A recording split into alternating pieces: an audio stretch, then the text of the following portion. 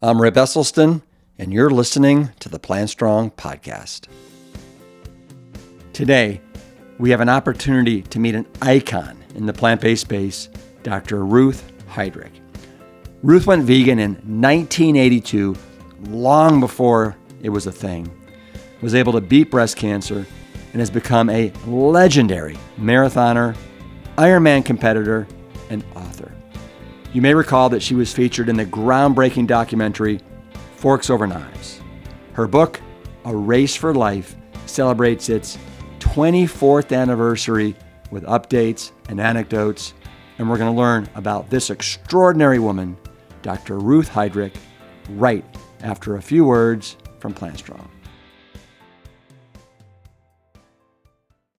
Hey, Plant Strongers, it's not too late to join me and the Plant Strong team for our next in-person experience. Come join us in beautiful Sedona, Arizona from October 8th to the 13th. We have 9 slots available for this exclusive and very immersive retreat. Spend a week among the red rocks of Arizona, and we'll do all the cooking. That sounds awesome. You get to come, relax, meet new friends, get answers to all your burning questions, enjoy yoga, hikes, endless buffets of plant-based meals. You get to be entertained and educated with our world-class presentations. You can challenge me at pickleball, and all the while, you're going to be fully supported by our incredible, spectacular team. I can't wait to meet you. Simply register at liveplantstrong.com or send us an email with all your questions at hello@plantstrong.com. Here's another fun milk mustache update. If you've been thinking about trying our plant-based milks, now is the time.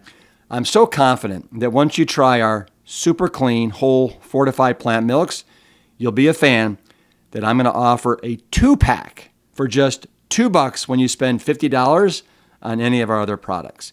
Come to plantstrong.com, fill your cart with $50 worth of delicious and nutritious products, and then add your choice of milk 2-pack and the promo code MILK, M-I-L-K, and you'll get to try our milks for just $2. That's a $10 value, but I feel so strongly that you're going to love these milks, we're practically giving them away. You can try our unsweetened oat, our unsweetened almond, our oat and almond blend, or our oat and walnut blend, and prepare to fall in love with your new favorite milk. These are the perfect sidekick to your Rip's Big Bowl cereal, to Plant Strong dessert-inspired granola, or just to whip up a batch of our fluffy whole grain date-sweetened pancakes, or our cornbread muffins. I can't wait for you to try our milks. Act now because this deal will only last until August 31st. Use the code MILK to get a 2-pack for just $2. It's not every day that I get to speak with a living legend in the whole food plant-based space, but today I have a treat for you in the form of Dr. Ruth Heidrich. Hers is a story not just of survival of breast cancer, but also one of inspiration, joy, and serendipity. To her, it's no coincidence that one of the first doctors she came across after her diagnosis with breast cancer was none other than a young Dr. John McDougall. He and his wife Mary changed everything for her. And it's no coincidence that after adopting his whole food, plant-based, low-fat diet, Ruth had decades upon decades of athletic success in running, biking, swimming, and Ironman triathlons. She was voted Runner's World Magazine's Runner of the Year and is the winner of more than 900 trophies and counting, 8 gold medals in the U.S. Senior Olympics, and 67 marathons, including Boston, New York, and Moscow. And while she was always fit and athletic, she attributes her success and longevity to her diet. Let's get to know this ageless wonder, Dr. Ruth Heidrich. All right, Dr. Ruth Heidrich, welcome to the Plant Strong podcast. Thank you. I'm Plant Strong too. Oh, You and I have a lot in common. I I know. can't wait to dive into it, Ruth. Yeah. And it's almost shameful that we've never met face to face. I can't believe it because you are such an icon in the whole food plant-based movement. Yeah. Well, we came close. You sent out an invitation a few years ago, but I was already on another Yeah. broadcast at the same time and couldn't make it. Yeah. Yeah. So Ruth, where are you living right now? Are you in Hawaii somewhere? Oh, yeah. Honolulu, downtown. So you like Oahu, huh? Oh, yeah. Yeah. Yeah. Do you Yeah. have do you have a favorite of the Hawaiian Islands? Oh gosh, they're each unique for different reasons. I love the volcano on the Big Island. That is to see land being made Yeah. and the power of a volcano and what it can and cannot do. That's amazing. Maui, of course, you've heard about Lahaina, Yeah. which used to be a beautiful place to visit right on the shore. Uh, and we do are you familiar with you are because we had you as speaker, the Vegan Society of Hawaii. We do Yes. send our speakers to Maui there, so that's Yeah, no, favorite. you were kind enough to have me as your guest speaker maybe 2 months ago for Yeah, the Vegan Society of Hawaii. So thank you yeah. for that. No, But it was yeah, Zoom, not in person. If it had no, been in person, you'd have given the same talk on Maui. And right. Kauai is the garden island, so it is just beautiful too. Yeah. So, Well, I want you to know that I've been to all the islands that you just named and several times each.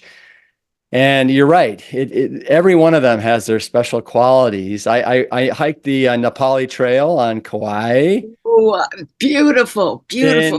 In Yeah. incredible. Obviously, I've done the Hawaii Ironman on the Big Island of Hawaii, as have you, and I can't wait to talk about that. Oh yeah. Oh yeah, oh yeah. And I've been to Maui.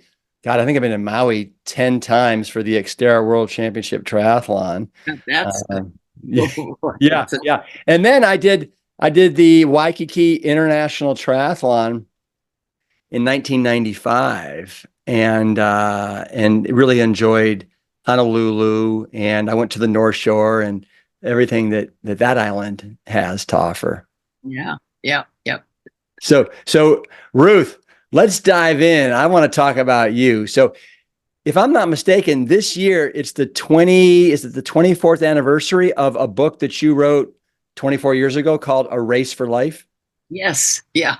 Wow. And it needed an update because so many things have happened since then.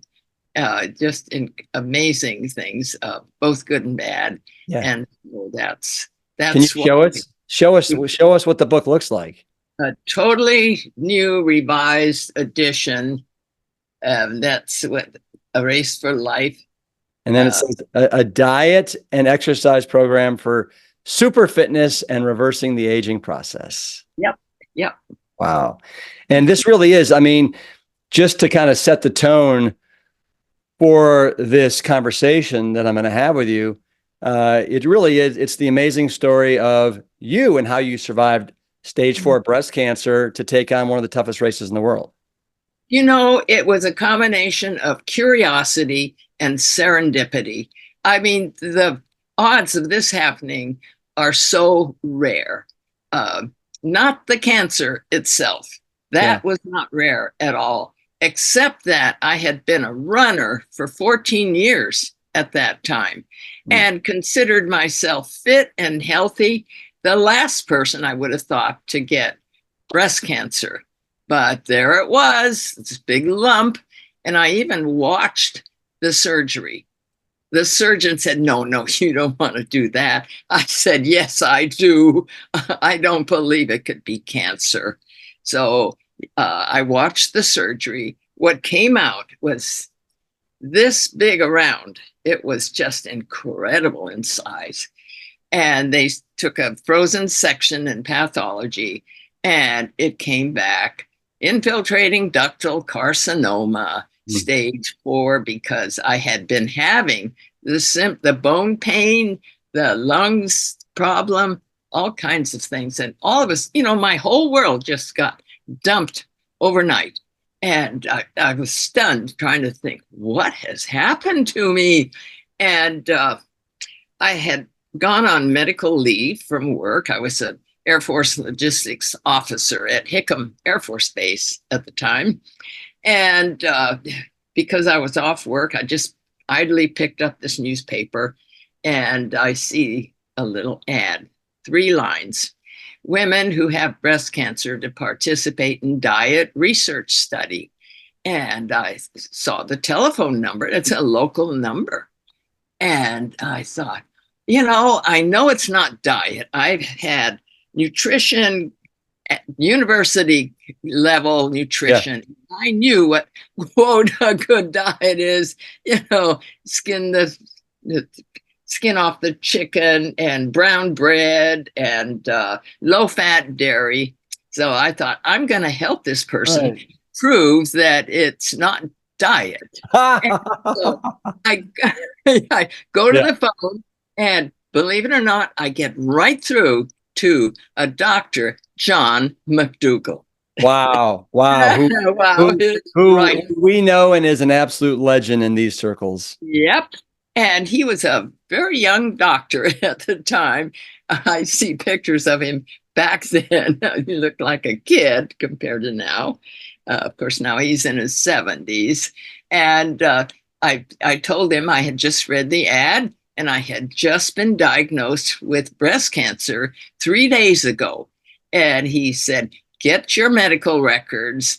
I want to talk to you.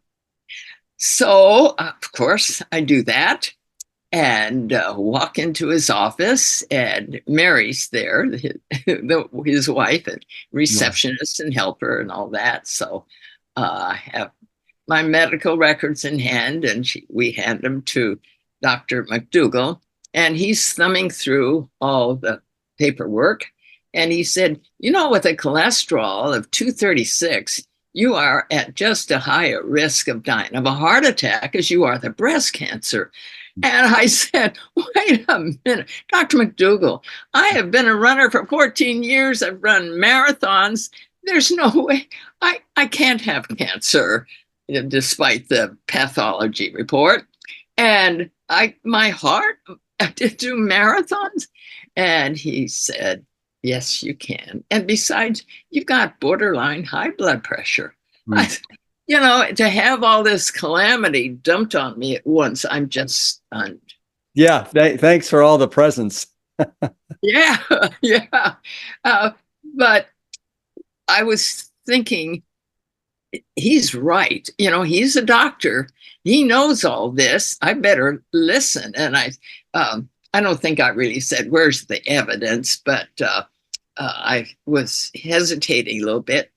And I told him at the time I was working on my PhD, and I was very familiar with journal articles. He showed me the research and opens up a file drawer. And he says, here's the stack of files on the research so far. Again, this is back in 1982. And there are animal studies and there are epidemiological studies.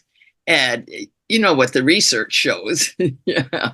And this was about the time Colin Campbell was also doing his research on especially casein and cancer. And of course, with my diet, I told him, my diet is, my milk dairy is so low fat, it's carnation instant powder. And of course, high concentration of casein. What does that do to estrogen receptors? So with all that information, especially showing me all the countries with high animal oil consumption, high breast cancer, but not only that, colon cancer, prostate cancer. Anyway. Correlates directly. It's, almost a 100% correlation, just the opposite in those countries that don't, like Africa and China, rarely get breast cancer. Of course, you and I know the westernization of the diet is spread to the Asian countries and in Africa if they can afford it, and they'll eat it. So Yeah. anyway, I walked out of his office 2 hours later, confirmed that that's it. I'm doing the diet. And it was amazing what all happened, the good and the bad. The bad was when I got home and told my then husband all about this, his reaction was, "What? Give up fish, chicken, So milk? You got to be kidding." And I said, "No." He showed me the research. He said, "Oh, come on. I gave you credit for more intelligence than that." What an insult, huh? so he And was not so he was not on board. not on board at all. So I'm just gonna. So did that cause a major divide in your marriage, or was the marriage already wobbly? And it caused the major divide because I thought, with the years that we had been married, that he'd come around, but he wouldn't. He said, "You've fallen into a cult." And he said, "Okay, if you're going to do it, I'm not." So I thought, well, I can do it on my own. I did have the support of both Dr. McDougall and Mary, because anytime a question came up, I felt completely free to call them, and they started offering cooking classes. Well, he did come to me with me for the cooking classes, but didn't make any. He and I at the time, back in those days, we thought that this diet was just for breast cancer. Never dawned on me that it would be for all these other things. All the manifestations of chronic Western disease. That it was the best diet for his high blood pressure and with prostate, and doctor. Rip, his doctor told him that diet had nothing to do with his high blood pressure, and he also had ED. Right. Yeah. But I never dreamt at that time what the significance of that was. It took several years before I realized that this diet is for everything, everybody. Yeah. I had blood tests after being on the diet for 3 weeks, got the results, went back to Dr. McDougall's office, and he looked at the 236 high cholesterol down to 129. He shook his head. He said, "I can tell you didn't cheat." I said, "Gee, Dr. McDougall, this is my life." He said, "You'd be surprised at how many of my patients cannot do it, or if they start it, they can't stick with it. So that's great with your low cholesterol and your blood pressure dropping." And I had other signs. The bone pain started disappearing right away. Yeah, the results were quick. In fact, it's so funny when I've been giving talks, one of the first questions people ask is, "How soon did the diet start working?" And I grin and say, "The next morning." They say, "What? The next morning?"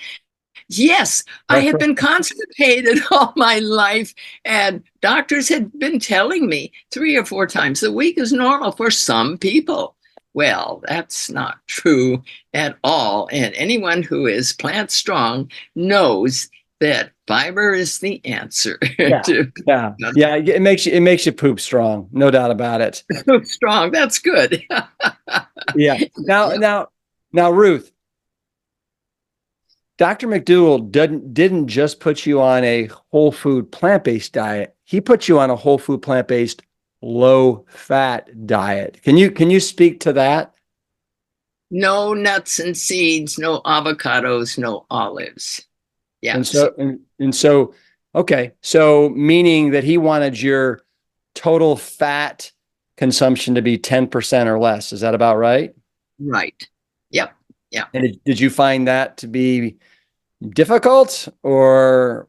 No, because I was enjoying the taste of brown rice and squash and broccoli and the papayas and mangoes that we have here, even guavas. So I was really enjoying the diet. And with Mary's, let me show you Dr. McDougall's first Wow. book. Wow. It's look at this. You see how old it is. Incredible. And, yeah, I know. And it's that needs to go into a museum. I know. And also, I made a copy of the announcement in the paper, women with breast cancer to participate in diet research study called 262, which is a Kailua exchange. So I knew it was close by. Well, Ruth, and the reason why I want you to talk about that whole food, plant-based, low fat is because in your book, you reference the Harvard nurses study, with close to 100,000 people, women, and they were not going, though, on a low-fat diet. They were going on whatever diet they were going on. I don't think it was whole food, plant-based, but it was more like 30% of their calories coming from fat, which at the time was considered low fat. Right. Yeah. Right. Which really wasn't. And so, of course, they weren't getting the results that you got, that my father's patients get, that Dr. McDougall's patients get, Ornish, Clapper, all of these guys. Yeah. Yeah, exactly. Yeah. Now, Ruth, if you don't mind, I want you to know, I read your book. It's absolutely, I can't believe what a great book it is. It is so thorough. I want to dive into more about your diagnosis. So you went in, you had that lump removed, and then I think you went back in, and then the doctor said, "Why'd you wait so long to come in?" Right? Yeah. Yeah. And you're like, "What are you talking about?" And then what did you say? I just had a mammogram less than 6 months ago, and it was negative. And he said, "Oh." Anyway, it was just. And then he said, I think he said it's because you had dense breast tissue, right? And scar tissue from a previous biopsy. So I'd had a history of other lumps, which they had biopsied, which were not cancer. Right. And of course, I was sure this would be the case with this one, but Yeah. no, no. In fact, I was getting second opinions, third opinions, and I think after the fifth one, I was convinced. Yeah. Of course, what I didn't know at the time was these were oncologists, not pathologists. And the root of the cause was under the microscope, looking at the cells themselves. And also because there were no clear margins on that tumor, it meant it had spread beyond what he took out in the lumpectomy. So I had to have a complete mastectomy. And I owe a debt of gratitude to your grandfather, Dr. Cryle. You know why? Well, you tell me. You tell me. Because they used to take the pectoralis muscle out to be safe. They thought the cancer would spread not only to the bones and the lymph nodes, but also to the muscle. And Dr. Cryle said, no, it doesn't spread to muscle. So stop doing these radical mastectomies and do a modified radical. So I was one of the first patients that benefited from that because we had a reach to recovery group, other cancer patients. And the person that I was paired with had the radical. And so I knew what she was going through. It was horrible. So I was lucky in that respect. Yeah, no, thank you for bringing him up. Yeah, he's been quoted by several people as the savior of the American female breasts for bringing in, over from England, the modified radical mastectomy, or better known as the lumpectomy. Yeah, exactly. And there's a big difference between the lumpectomy and the modified radical. A lumpectomy is just the lump itself. The modified radical is all the skin, the nipple, they they took the skin from the bottom of the inframammary fold, where the bra goes under, to the very top, almost up here, took all that skin off, and then they pull it together, stretching the skin to make the suture closure. And they did tell me of the possibility of reconstruction after a year. If the skin is stretched enough, they can put an implant under there. And I thought, oh, because I was at the time, I had, as I mentioned, been running marathons and wanted to get back to running because I knew that fitness was so important. And when I was in the hospital, I asked the doctor, how soon could I get back to running? And he said, oh, as soon as you feel like it. I said, when am I going to feel like it? He said, oh, 2 weeks maybe. I said, no way am I going to wait that long. So that you waited 3 days. 3 days. 3 days. And you talk about how you were out there running and you were just crying tears of joy. Yeah. And in fact, well, this is before the second surgery. They brought me into the hospital the night before, and I had my bag with my running shoes, my running singlet and shorts, and no bras. And so I thought, well, I'm going to run as soon as I can. So the next morning I had so much, well, let me see. Well, I exactly the sequence, but I was doing this run, the 6 mile run at 5 o'clock in the morning. The surgery was scheduled for 7. And as I finished the run, I come around to the entrance, and guess who's just coming to work at the time? My surgeon. And he says, what in the world are you doing here? And I said, doctor, I just had to get one last run before the second surgery. And so when at 7 o'clock, when they wheeled me up to the operating room, the surgeon says, give this lady some extra fluid. She's dehydrated. You can't drink anything after midnight and after running and sweating. And then they couldn't get the needle in to find the vein because I was so dehydrated. It took 3 people, each level a little higher and better at starting venipuncture, getting into the vein to take the blood and to put in fluids. And so after they got it in and they started the anesthesia, the last thing I remember saying is, see, there's no problem with running before surgery. The next thing I knew, of course, I'm in the recovery room. And Ruth, what was going on with your second surgery? What were they doing? Well, that was the modified radical. The first one was just the lumpectomy. Okay. Yeah. And that's where you observed it. They put you under local anesthesia, and you watched them take out the golf ball size. Yeah. Got it. And so tell me, and I want to come back because we kind of took a bit of a detour here. You were talking about the reconstruction surgery, which I want to come back to in a sec. But so you went, serendipitously, you saw this ad, you hooked up with Dr. John McDougall, started eating whole food, plant-based. What were his thoughts around you doing chemotherapy and radiation, which I think was recommended, if I'm not mistaken? Oh, yeah. He said, the condition of being in my research that I'm doing is that there can only be one variable. If you have chemotherapy and radiation, people will say it was the chemo and radiation that did, not the diet.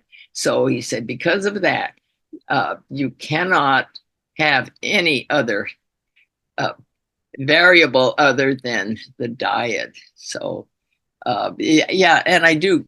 Thanks for taking me back to that. I remember thinking, oh gosh, what do I do? Which way do I go? And then I thought, well, I can always do the chemo later. Hmm. So I'm going to start with the diet. And if it's not working, then I'll do the chemo and radiation.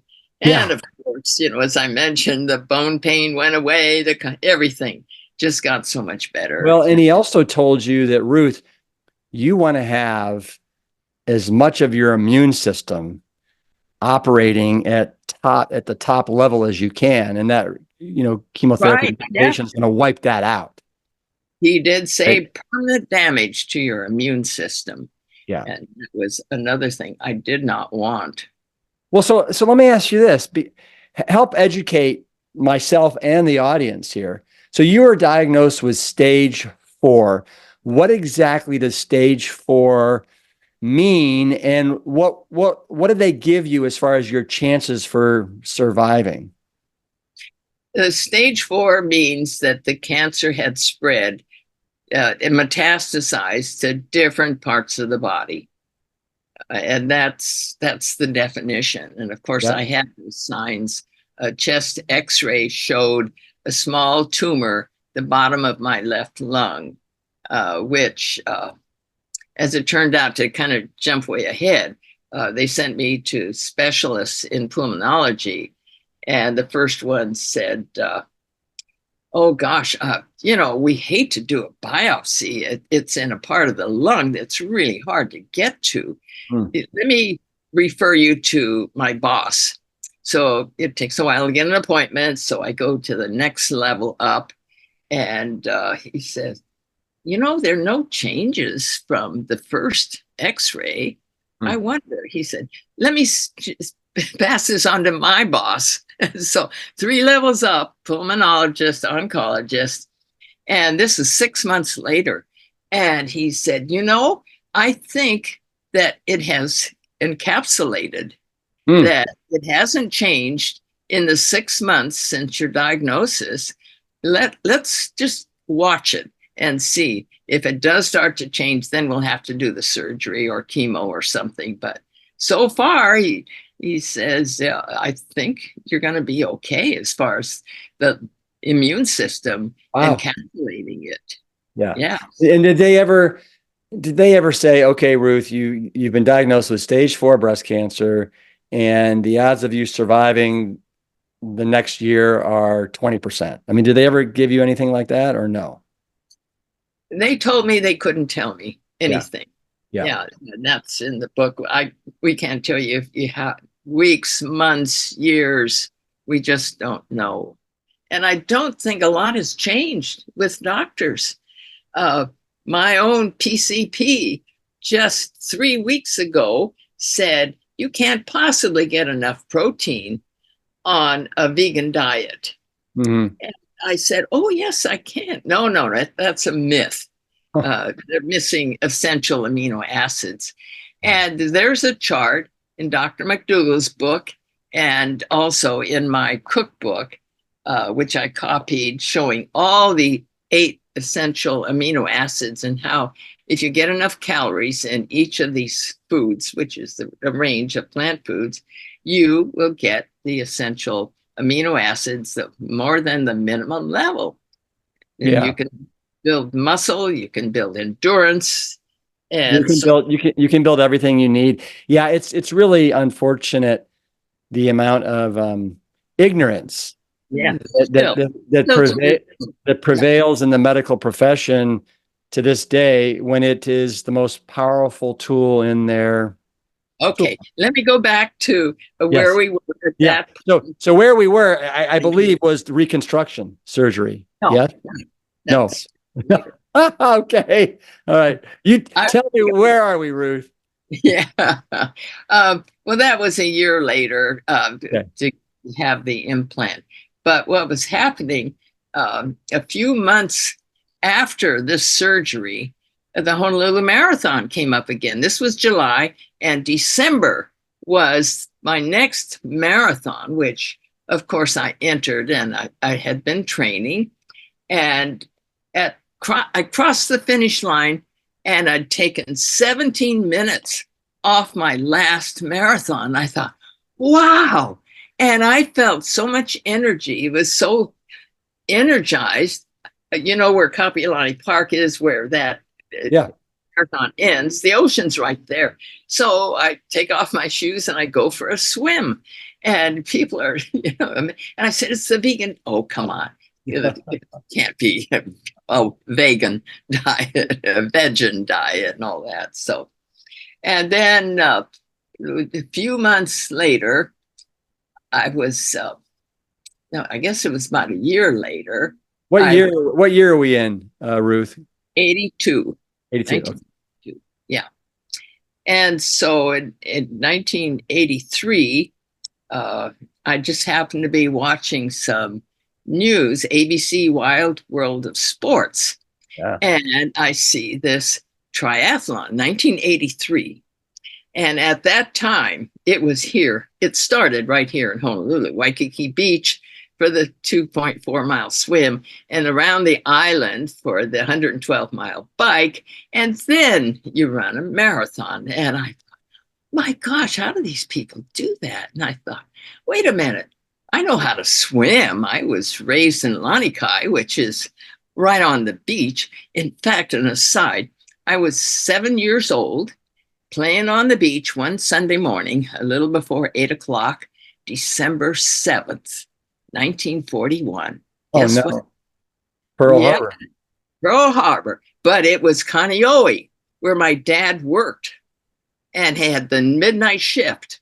So he was at work. He was an avionics technician at the time, knew radar, and saw these planes coming in. And they started bombing Kaneohe. And Bellows was on the other side of where I was in Lanikai. Bellows Field was an active Air Force run, it was a Navy at the time. And so these bombs were going on both sides. So that's an interesting bit of history. There are very few people still alive that remember Pearl Harbor, December 7th. So what were you, can you remember as a 7-year-old what you were thinking? 6-year-old. 6. Yeah, 41. In 1941, I was 6 years old. I didn't know what was happening. I saw all the neighbors coming out of their house and watching these dive bombing and explosions on both sides. It was just an incredibly traumatic scene for everybody.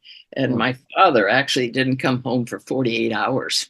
They had bombed the roads with access to the base. It was kind of like an island out with water on both sides, and they dropped one bomb there. No cars could get on and off the base. So anyway, they're very traumatic. Now to get back to Iron Man, and because the traffic was so bad in 83, they did move it to the Big Island where traffic was a lot better. Anyway, I thought, I know how to swim because as a 6-year-old, I was, knew how to swim and dive and all that. And I have an old rusty bike in the garage. I can bike. Maybe I can do that. Oh, come on, lady. You're a cancer patient. You're 49 years old. You're an old lady. There's no way you can do an Ironman. And the thought kept niggling at me. Maybe you can. No, I can't. Maybe you can. So there was a half marathon in 1983, and I entered that. And, it's just the half distance, half a 1.2 miles swim. And it was at Kaneohe, the same base that had been attacked. And I saw the hangar where the bombs had fallen, and they still had remnants of the damage there and all that. So it's kind of a sentimental thing as well. And I got a first place in my age group, which qualified me for Kona. And so I thought, wow, this diet is incredible. I can train harder. I recover faster. And so I just redoubled my efforts in training and put my entry in for Kona, and of course got in. And it was just. And so how did Kona go for you in 1983? Did you finish? But that wasn't Kona. That was the half No, I Ironman know. I mean, but didn't you go to Kona though? You qualified for in Kona. 84. Okay. 84 was my first Kona. In fact, you know how baseball cards always have men on them? Man came up Yes. to me after one of my talks and he said, "We need a woman on a baseball card." There you are. There I am. Wow. Yeah, Wow. vegan Ironman triathlete. And on the back, the credentials featured in the documentary Forks Over Knives, which was a biggie, winner of 900 trophies. You can see behind me. You see Yeah. that golden shoe right there? That Yes. was Runner's World Runner of the Year. Runner's World. Wow. Runner's World. Yeah, it's a Well, size 14, 19. well, good, good. We like a big gold shoe. Uh, Yeah. Ruth, and that's something we haven't talked about, but you were such a wonderful, a wonderfully featured athlete and cancer survivor in Forks Over Knives, and we know that that came out in 2011 and did probably more to move the needle as far as getting people to look at a whole food plant-based diet than any book or any film before or since. Yeah. In fact, we're going to be the Vegan Society of Hawaii. Our June meeting is going to be showing Forks Over Knives. Ah, I told our president, Lorraine Sakaguchi, you know, it's been so long since people have seen it. Every mm. once in a while, someone will recognize me. In fact, I was in Lowe's. I think you have Lowe's all over. Oh yeah. And at the checkout line, and this man was walking towards me and pointing. He said, "You're the one that's in Forks Over Night." I said, "Oh my God, you recognize me after all these years?" He said, "Listen, my wife and I watched it 7 years ago, and we changed right then and there. She is going to be so excited when I get home and tell her that I met you, and here's her baseball card." Yeah. Ruth, do you get up every morning and put on that headband? It seems to be such a part of your whole repertoire. Yeah, yeah. It's a sweatband. Yeah, no. Yeah, yeah. When I used to sweat, but it's almost like a trademark for me. Plus, it keeps my hair up. Yeah. I haven't cut it. The last time I had a haircut was in 1995 when I was in the hospital, and a friend, another athlete, was a beauty shop operator, and she said, "Let me come to the hospital and do your hair for you." And that was back in, oh my God, in the 90s last time. But I'm losing a lot of hair, and Hmm. that's one of the side effects of what I was going to talk about Yeah. later.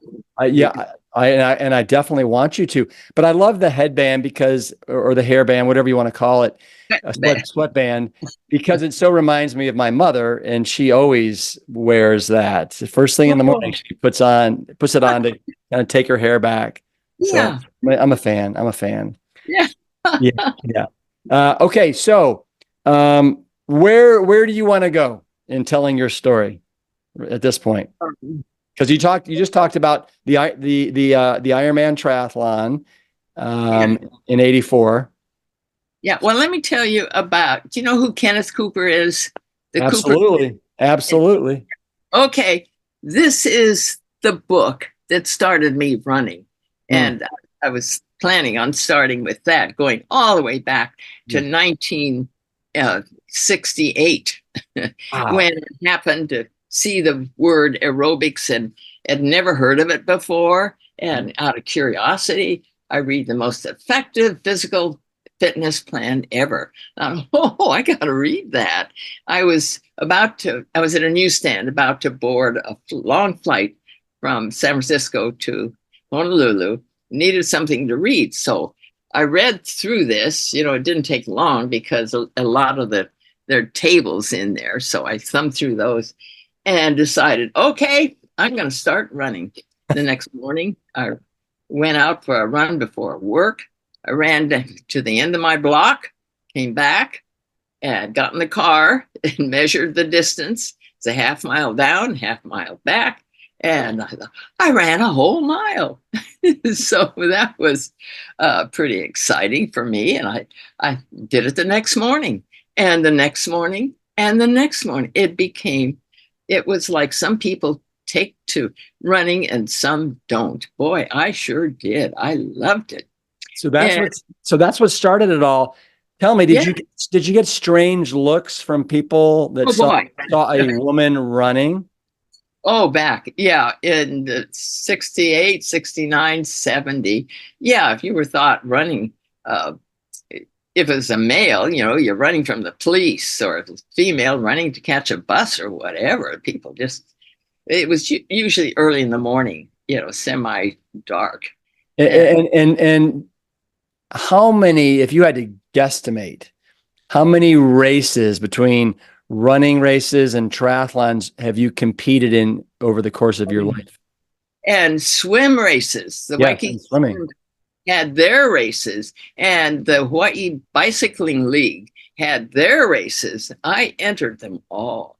Eh, And so it's been, well, I remember when I was 64, my goal was to do 64 races.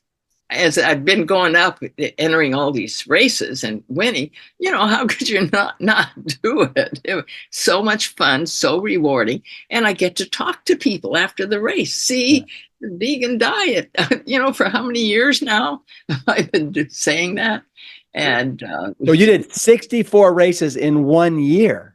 yeah, In every 1 year. weekend. That's In cool. fact, one weekend I did 3 races. There was a Friday night uh, sun run at one of the local colleges, a short one. And then Sunday morning, there was a 10K run at 7 a.m. No, it was 5K at 7 a.m. And at 8 o'clock, there was a triathlon. And I thought, how am I going to? I want to do it. I want to do it. I talked to the race director of the triathlon, and I said, Sharon, I'm going to do the 5K at Ala Park, and then get in the car after I cross the finish line and drive to the start of the triathlon. I hope I can make it. I think I can. If I finish the 5K in 20 minutes, I should be okay. She said, don't worry. I'll hold the start until you get here. How nice. So I did make it. I got another first place. The Honolulu Advertiser, our local newspaper, has the sports column with all the race results. And here's the column, one column of the results of the Ala Moana 5K race, and right next to it, the results for the triathlon. And you see my name almost lined up like that next to each other. I've still got that clipping. Yeah. And I get a telephone call from the sports editor, and he said, I can't believe what I'm just reading. Yeah. You did both of these races, got a first place in both. How'd you do it? So he interviewed me, and there was a nice write-up in that.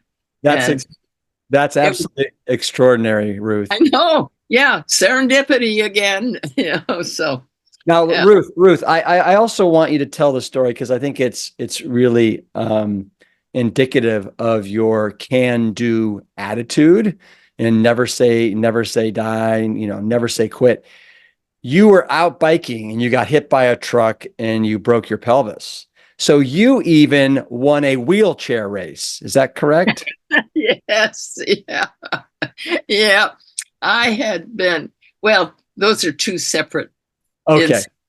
Yeah. The first one was 8 weeks before my first Kona Ironman, was when I was on the Big Island. You remember the course, and there's the airport, and the end of the bike, you're coming back towards Kona.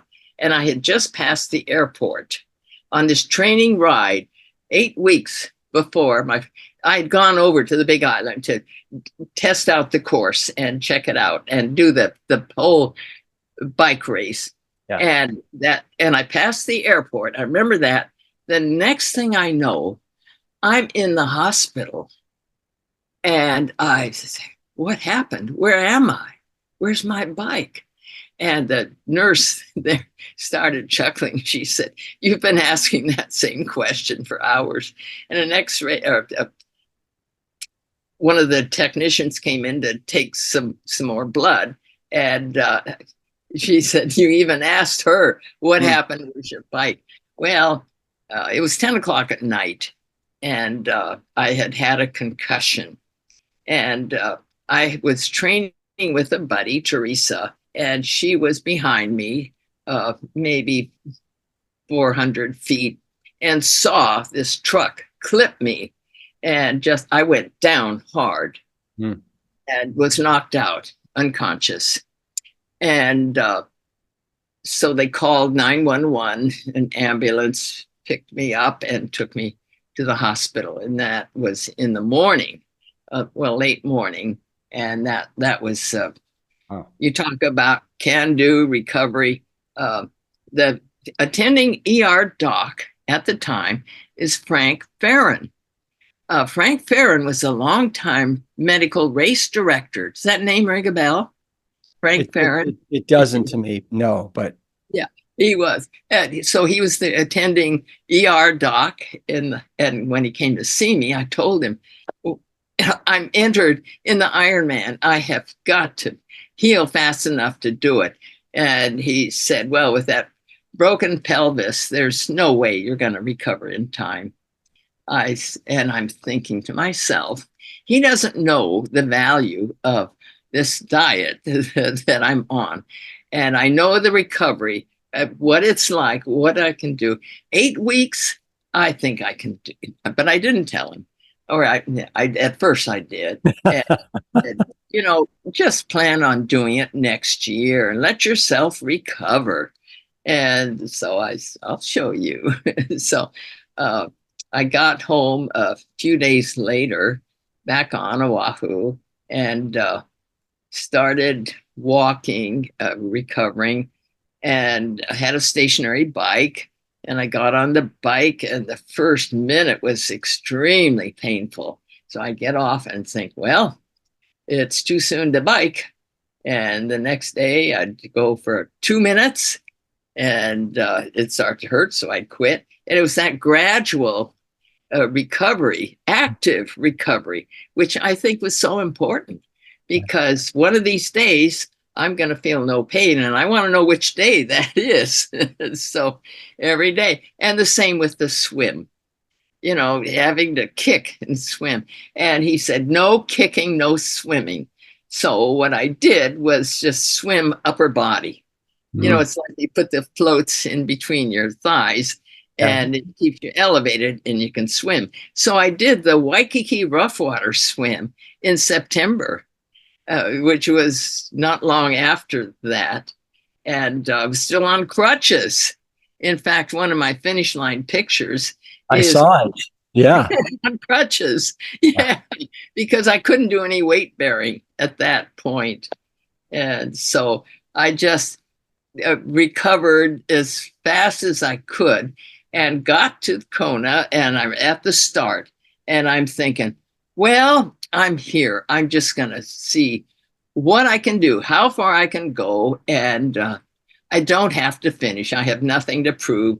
I just want to be here and see what I can do. So the gun goes off at the start, and I make the swim under the cutoff, 2 hours, 15 minutes. Yeah. And get on the bike, and it's somewhat painful. I remember the final hill coming up, and thinking, well, okay, I did the swim and the bike. So if I can't do the run, I'm happy. I did what I could, and far more than was predicted. And so I thought, well, I'm just going to run. At the time, the Keauhou was 5 miles from the start in Kailua Kona. Keauhou was a transition from the bike to the run. And so I thought, well, I'll just run to Kailua Kona and stop there, because that's where the start was. And so I got there, and I thought, oh, I can go up to the start of the Queen Keomana Highway, up that hill, and then I'll stop. And so I This, kept going and going and going. And finally, I come all the way around, approaching the finish line. And guess who's standing there? Dr. Frank. Frank. Yeah. And he's shaking his head, saying, if I hadn't seen it, I would not believe it. That is incredible. Said, see, the diet is so important. So, Wow. Well, okay. yeah. So Ruth, incredible. You have such an indomitable spirit. It's crazy. You want to get back to the reconstruction? Okay. It's one of the main changes in this new edition of A Race for Life. There's several. Let me go back to one of the positive ones. There was some research. It started on men with prostate cancer, and they found out that myokines can suppress cancer growth, petri dishes, cancer cells, and myokines, which are produced by exercising the skeletal muscles. You know what the skeletal muscles, the main ones are the legs, running. And so I thought, that probably applies to breast cancer as well as prostate cancer, same cause, the diet and hormones overstimulation of prostate and the breast. And so I thought, the 14 years that I was running before being diagnosed, I was exercising my skeletal muscles every day and producing those myokines, which I think, even though the cancer was that big, it could have killed me by then had I not been a runner. It was an aha moment. I'll bet you the fact that I was a runner made me survive as well as I did, not even know that I had cancer and that it could have killed me long before it was discovered that big. So that was it's something that people need to know. Exercise, skeletal muscles produces myokines, which suppress cancer growth. Well, and you have a whole, and just to piggyback on that, you have a whole chapter in the new book on angiogenesis versus the myokines, and it's a really, really cool concept that I don't think many people know about. Yeah, that's right. Angiogenesis, the cancer cell's tumor produces its own blood supply, and that starts immediately. So it can skip the axillary nodes. And they do that. One of the tests for staging breast cancer is the axillary nodes. And they say if just one's positive, then it has spread. But what we think happens, and one of the radiologists told me, if you picture the breast as a volcano and you've got lymph nodes all around, and if it's an interior part of the breast, the upper, lower, medial quadrant, that it drains into the mediastinal lymph nodes, which are in the middle of the chest, around the ribs, in the center. And they never thought to test those. They only test axillary. So I thought, that's an interesting thing that still exists. They only test axillary and maybe make a wrong prognosis, because if it's negative, doesn't mean it hasn't spread. And Dr. McDougall told me it starts spreading right away. The lymph node is no way to diagnose the stage. Gotcha. Okay, so when a year later, and I had enough skin, because every day I'd stretch the skin, and finally the plastic surgeon said, okay, we've got enough skin for an implant. And so I could hardly wait. I remember in the hospital the night before thinking, they make purple marks on where they're going to put the implant in the inframammary fold that I mentioned before, right below the breast. And they were going to reconstruct a nipple. And I thought, I can finally be normal again. And so that's chapter 18 in my book, Reconstructing a Body and a Life, how wonderful those implants were. Well, back in 2014, I was running and I tripped and fell and ruptured the saline implant and broke my arm. Can I stop you for a sec? Yeah. When did you get those implants? What year?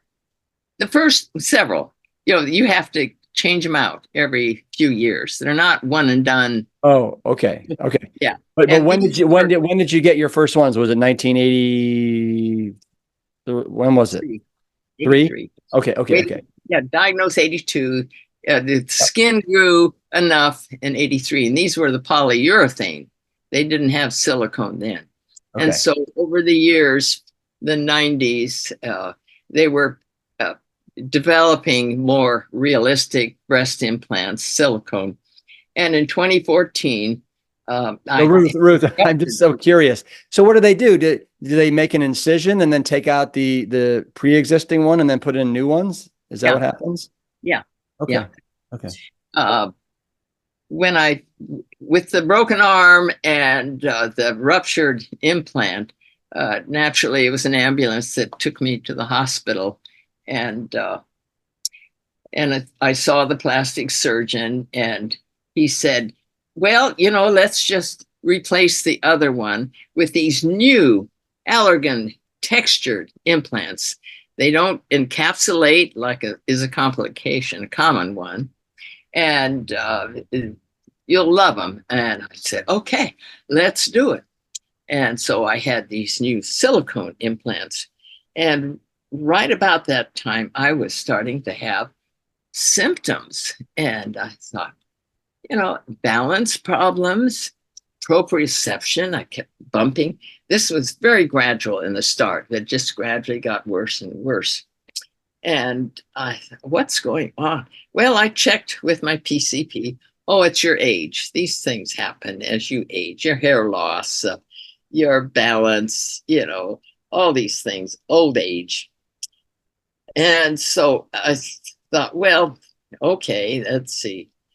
Um, it never occurred to me that breast implants could be a problem. And until I was visiting in Canada, picked up, they're so far ahead of us in several ways. Better diet, but they're getting worse. Anyway, I picked up a newspaper, again, curiosity, serendipity.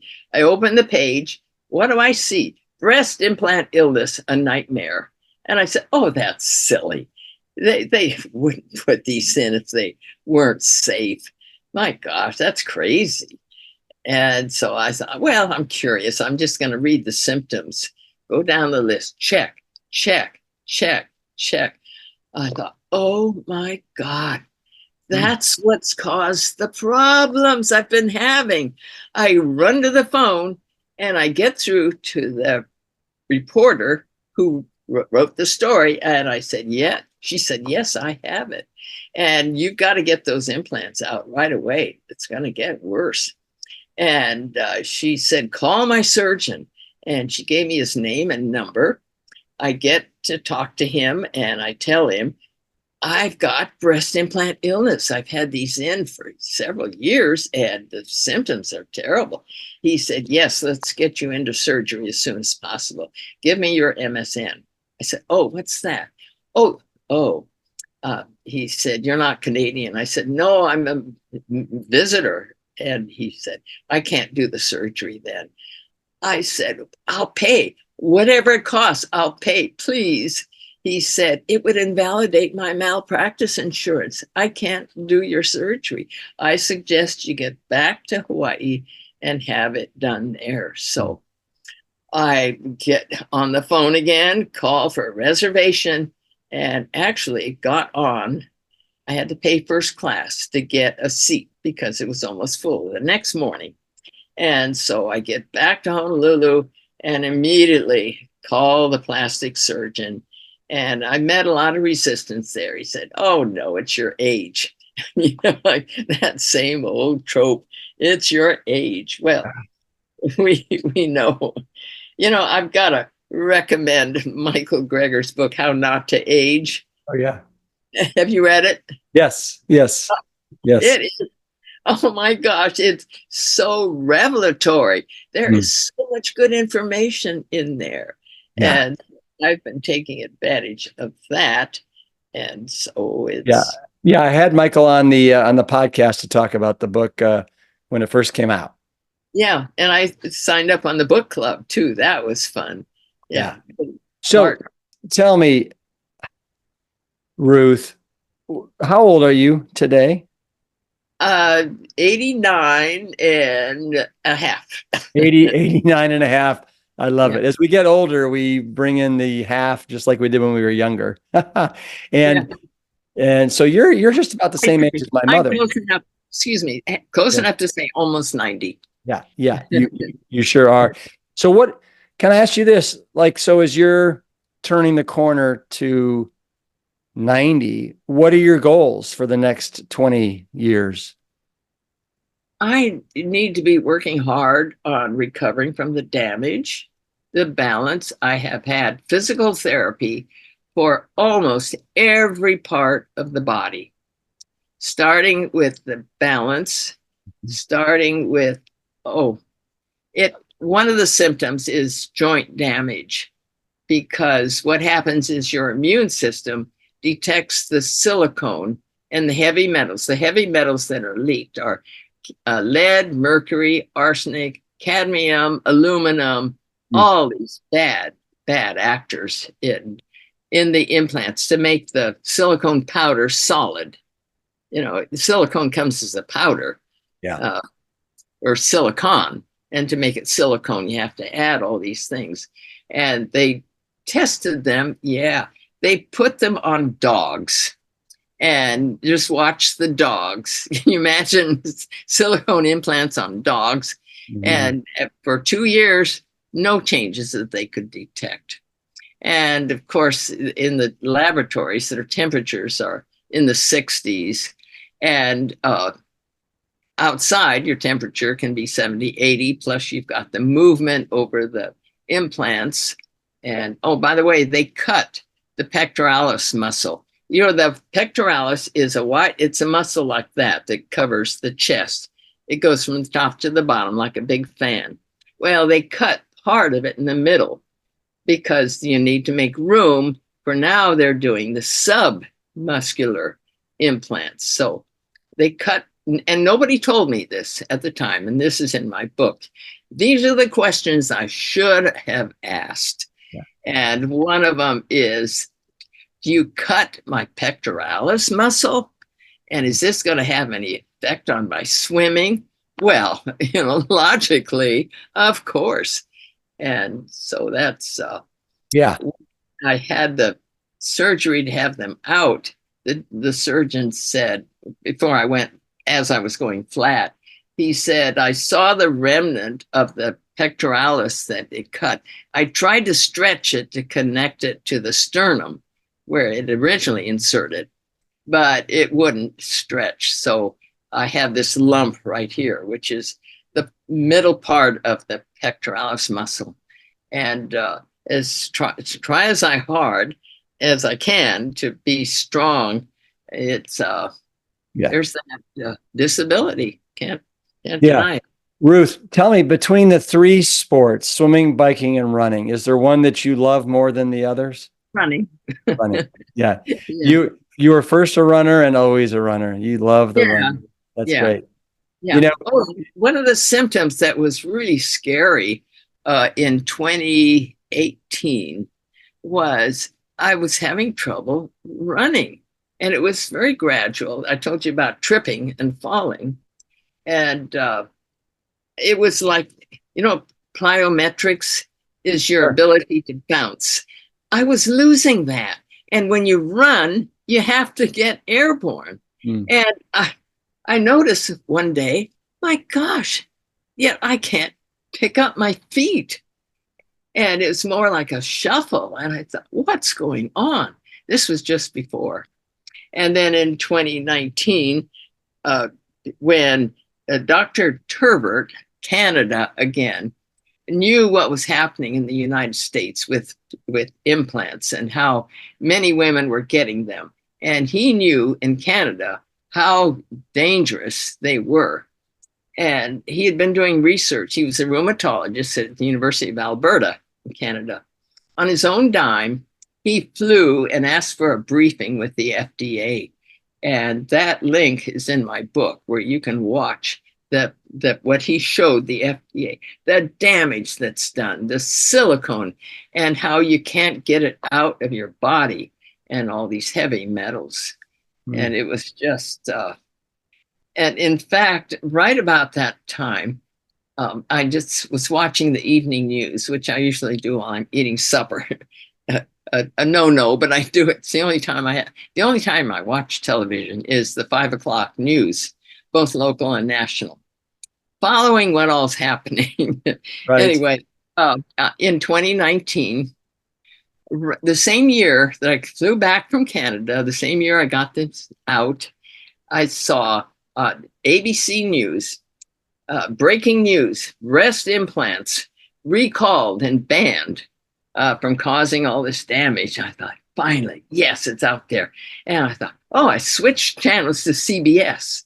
And the timing, again, amazing, was the same news report, slightly modified, but same thing: recalled, banned, and bad news.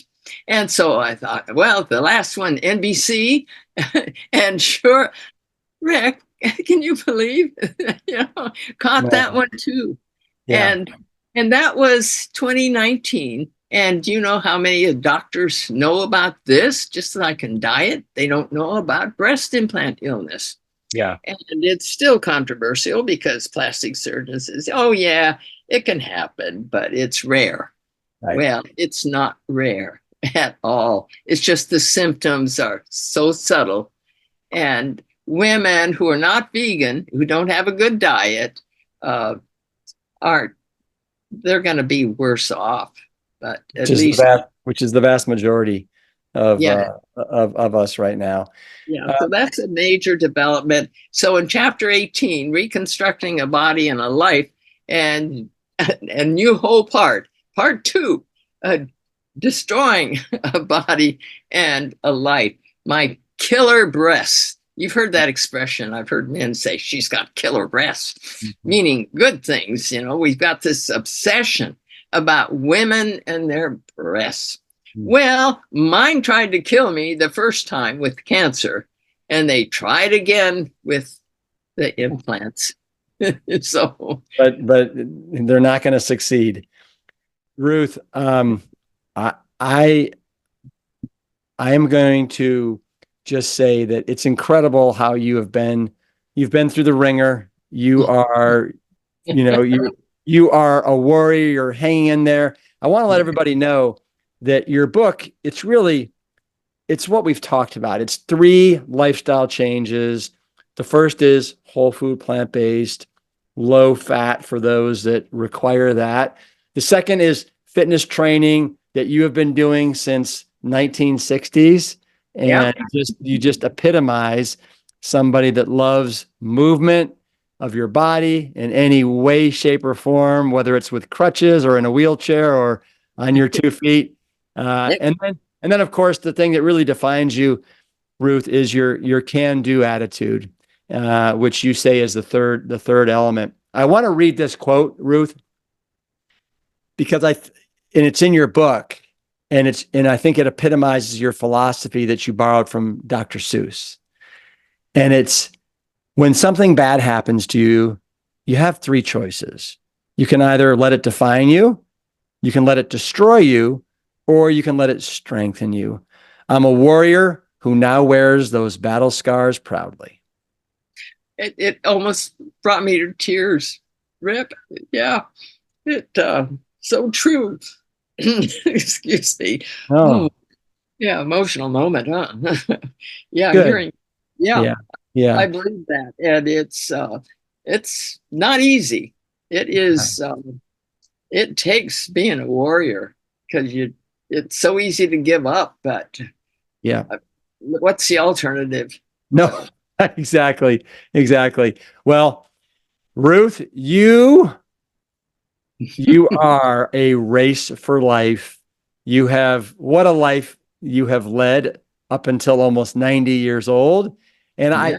I am so glad that we ran into each other a couple months ago and that you agreed to be part of the Plant Strong podcast, because you're an icon, and your story, for those that don't know it, people really need to know it, because there's so many great takeaways.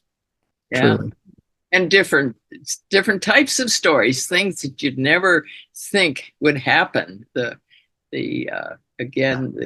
serendipity, just incredible. The odds of someone having the same things happen to them are infinitesimal. Just reading something in the paper about breast cancer research, reading in the paper about breast implant illness, which all this stuff is new, unfortunately. Well, and tell me, in Hawaii, what do you say to somebody to say thank you? Is it mahalo? Is it aloha? What do you say? Mahalo is thank you. Yeah. Mahalo.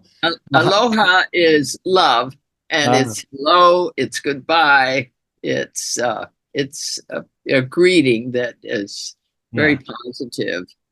Wow. Well, nui loa, very much. Mahalo. Well, mahalo for being on the Plant Strong podcast. Can you give me a virtual fist bump? Yeah, there. I can't see your fist. There you go. Yeah, there's the camera. There you go. I hit you. Yeah, I was going to punch you in the face. All right, Ruth, stay strong. Stay Plant Strong. My muscle. Yeah.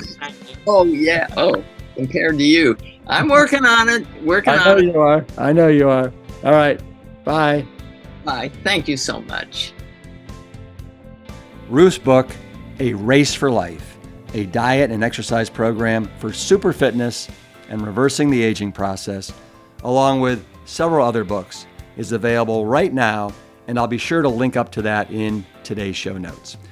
I love her can-do attitude, and let's face it, she has been dealt some unlucky cards, but because of her diet and lifestyle, Ruth continues to be a force for good, continuously advocating for all of us to live a life of adventure like she has. And at 90 years old, I think it's fair to say she's just getting started. The Plant Strong podcast team includes Carrie Barrett, Lori Kordowich, and Amy Mackey.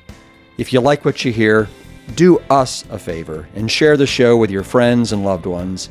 You can always leave a 5-star rating and review on Apple Podcasts or Spotify. And while you're there, make sure to hit that follow button so that you never miss an episode. As always, this and every episode is dedicated to my parents, Dr. Caldwell B. Esselstyn Jr. and Ann Cryle Esselstyn. Thanks so much for listening.